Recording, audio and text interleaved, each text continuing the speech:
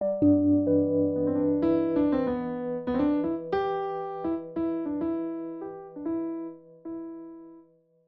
morning, friends! Welcome back to my channel. Today I'm going to be talking about colour and how I use colour as a freehand fibre artist, why I love colour so much, and I'm going to be creating some colour palettes with various balls of scrap yarn that I have. I'm kind of viewing this video as kind of a part 2 to my Freehand 101 video. I'll link it somewhere, you can watch that if you like. This is kind of delving more into creating colour palettes as well as like textural palettes, which I kind of connect with colour. It's going to be in a few parts. So part 1 is why colour is so important to me as a fibre artist. Colour is very, very important to me as a fibre artist. I am always gravitating towards very bright colours, and usually as many colours as I can possibly smash together in a piece or a project. I've always gravitated towards very bright colours. I think it is because my brain needs stimulating all the time, and very bright neon loud colours are very exciting to look at and I can never get bored by looking at it. My favourite colour is pink, my second favourite colour is green, and my favourite thing to do is smash them both together. I think it's the best combination in the world. I personally use colour in my work and in my art as a way to express my personality and express joy and happiness and girlhood and childhood and vibrancy and positivity. Even though I'm not always the most positive person, I'm actually these days finding myself to be spiraling into more of a pessimistic place more often than not, but colour always reminds me to harbour some of that positive energy. And I know it sounds cliche and stupid, but it's like when I dress myself up in very bright colours and decorate myself with bright face paint, it makes me feel happier. It's just more joyful to walk through the world wearing as many bright colours as I possibly can. And so when it comes to my art, using colour in that way it's the exact same thing. I can express myself better through art. I can create a more positive, welcoming, safe environment that I'm always trying to create on any of my platforms. As an artist, using whatever colours, even if it's neutrals, like if you find yourself gravitating towards certain colours, take notice of those patterns, and that can be a really, really wonderful way of making your art identifiable and recognisable and kind of give you your own voice in your art, which is what we're all striving for, right? Like we're all striving to have our own unique voice and our own unique take. My favourite way of using colours is I have very much a focus on the complementary colours, which I'll discuss in part 2. Part 2. A crash course in colour theory. Like a crash course. This is the most basic information, it's just the background. For the purpose of this video being about creating colour palettes, I'm breaking this section into just 3 areas of colour theory. The first one being complementary colours, which is my favourite. The second one, analogous colours. And the third one, monochrome colours. Complementary colours are my favourite way to use colours in my work, hands down, without a doubt. These colours are the colours that fall opposite to each other on the colour wheel. Here's a diagram. So you would be putting purple with yellow, or blue with yellow, purple with orange, green with red, green with pink. They are directly opposite, but make a beautiful contrast to each other. They complement each other perfectly because they are falling directly opposite to each other. This is how I basically make most of my colour palettes. I approach it thinking about complementary colours first. I just love the contrast. It's just so exciting to look at. The second one is an analogous. Analogous. Analogous. Analogous. These colours are colours that are neighbours on the colour wheel. They are right next to each other. They match together in their groups. They're different colours. They got greens to blues, reds to oranges. They're next to each other. They work great with each other because they are almost the same. They're neighbours. They're friends. Using all of these together in your work, as a fibre artist anyway, is a really good way to make everything balanced. If I'm using a complementary colour, you'll start using these other colours in conjunction with that to marry the two. You don't have to, obviously, there's no rules here. It's just how I approach it. Here's an example of some yarn I recently spun. It's a purple merino and a blue merino, and they are analogous colours. And so the contrast between them is obvious. You can tell they're different colours, but because they are neighbours and they're good friends, they look very nice together. It's very balanced. It's just almost like it's meant to be. Complementary colours, however, are the opposite. This is like a rainbow one, so it's got all the colours in there, but you can see with some of these strands that they are falling on the complementary colour kind of situation. So we've got some blue and some yellow and some oranges in there too. There's like a lot going on in this one. But this is like more, not challenging to the eye. They work together perfectly. But in comparison, it's just more eye-catching and the contrast is higher, therefore it demands your attention, which I love. And thirdly, we have monochrome, which is using different shades, different hues, saturations of the same color.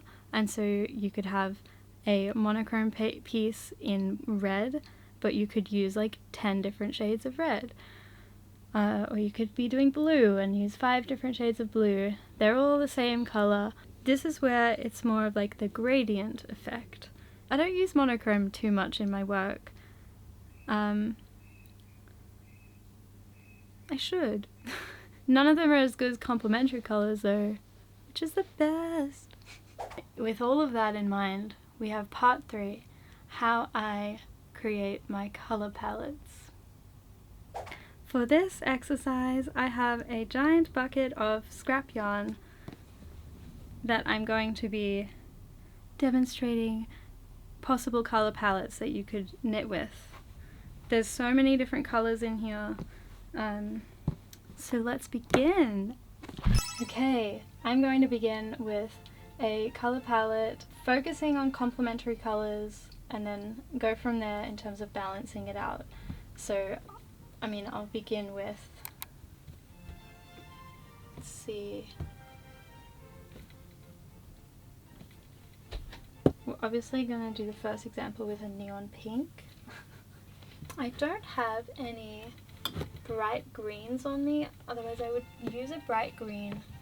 Okay, I have this hank of bright green handspun that is just like a sample skein. So we've got our bright green and our bright pink. Okay, so now building this out, I've got some pastel greens in here. I've got this really nice yellow, which is almost a green. It's got a little bit of green undertones in there, and that next to the neon green is quite nice. I guess what's happening is I've got my complementary colors, which are like the main event, and then I'm using the analogous colors to start building the color palette and balance it out. So it's just bringing those two into more context, I guess. And it depends on how crazy I would want to go. What if bringing more pink? See, that's nice. This is where we talk about texture a little bit. When I am thinking about these color palettes, and then obviously every yarn that you're going to choose is going to have different textures to it and different qualities, and so I'm trying to also balance that out at the same time. Here I've got this kind of cream boucle yarn. This is where I do use neutrals, especially if I'm using pinks and yellows and oranges and stuff, using like creams and whites and everything are a really nice way of balancing those out. I would usually choose like one textured yarn, like one very textured yarn, to be like the feature texture in that palette. And so for this example I have this lovely boucle alongside these greens, yellows, pinks. I think that's really nice. And then it's kind of just like swapping in and out and comparing what you prefer the look of and if it's looking like balanced enough to you. So I prefer this yellow in here to this pink because this is like cotton. I think the cotton with the merinos just doesn't look very nice. So this is another merino. I think that's nicer. Okay, this is like a really nice buttery yellow, and the addition of that, we've got like butter colours, and then to really contrast it and give it like a big pop, we've got this green which is like, you know, bouncing off. See that on its own? Really, really nice. That's using analogous colours, but then bringing a complementary colour in like this as like a little feature, a little pop, it just makes the palette really exciting. That would be used, in my opinion, for this palette like more sparingly rather than equal. Yeah, I like that. I like it a lot. Okay, for an analogous colour palette, I'm going to kind of go with blues for this one. I think I have a lot of blues in my box. So this, like, as my base one, I've got my hand spun yarn. Every skein of hand spun you see in this video will be in the next drop. So yeah, bringing this blue into it, that is quite similar to the blue that's in there. And that looks really, really nice together. See, now it's starting to look a little bit like an ocean. That's another really good way actually to make colour palettes, is kind of making palettes inspired by artwork or from nature. Like, nature is a great place to get colour palette ideas. I'm just seeing now, this mint green completes it. That is a beautiful, beautifully balanced analogous colour palette. These are very, very nice. It's very beautiful to look at. It just feels so balanced together. It's almost monochromatic. And so if you wanted to make it a little bit more contrasted, you could bring in, is there any like darker greens that I have? I mean, you could bring in a green just to continue, I mean, here, you know, but you could also bring in a yellow, and then it's got that pop of colour, but that's not what we're doing. We did that last time. It's even nice without it. Let's do one more, and this time I want to include way more texture. I'll even get my novelty yarns for this one. This is my box of novelty yarns that I never use because I don't go to them as much. This is a yarn that I've actually wanted to use for quite a while, but I just haven't gotten around to it. For this one I'm going to lean heavily into the complementary colour palette thing and really focus on making high contrast. So we've got a bright blue. This in itself already has some like gradient to it. So I'm going to contrast this with, I think, orange. Yeah. I just, every time, the minute I see that contrast, it just breaks my little heart in the best way. I love that neon. Okay, so in this I've got a mohair, or it's actually a fake mohair that I bought ages ago, and some cotton. And so for this I would maybe like hold double with these and have the mohair and the, is that cotton? Yeah, and the cotton yarn with that blue. I'm gonna stop there. That's perfect. Very nice. See, this like novelty yarn would bring so much texture to the piece and would really like, that's like the main thing, you know, like it would stand out a lot, it would make the piece what it is, and so you wouldn't want to distract texture wise from how much is going on in this. Using something chill but like bringing the color into it to make it like really, really loud. Stunning. Maybe I would add in this blue.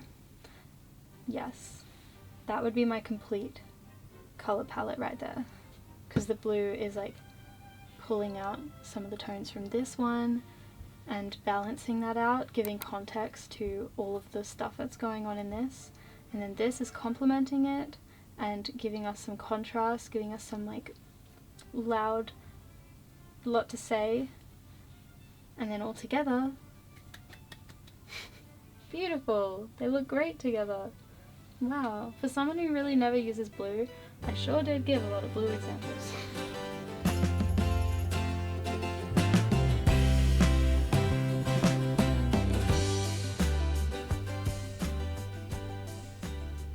My final words of advice for creating color palettes would be to purely just experiment. Every color can go together if you want it to. That's my opinion anyway. I think you can make anything work if it's intentional, and just go crazy. Like, there is nothing off limits. Shove stuff together that shouldn't go together. Try things, go outside your comfort zone. When it comes to actually like knitting the piece or crocheting, is just change colors like whenever you feel the need to, and going in it a little bit blind and a little bit like, I'm not fully sure what this is going to be like, you can always frog it. Like, it's so essential to freehand to just get in there and give it a go. Once it's knit, it's really hard to imagine something when it's in this form, because like they're all just yarns that are like separated together and they're not, you know, in the crochet knot, so they're not like knitted together, and so it's like once you start seeing the actual like fabric forming, this is where they're really coming alive and they really exist. And so you just have to get them on your needles. Otherwise you'll never know. You'll never know if it works. You just have to put them on your needles and begin. This is a really good reminder for myself as well. Should I make something with one of these?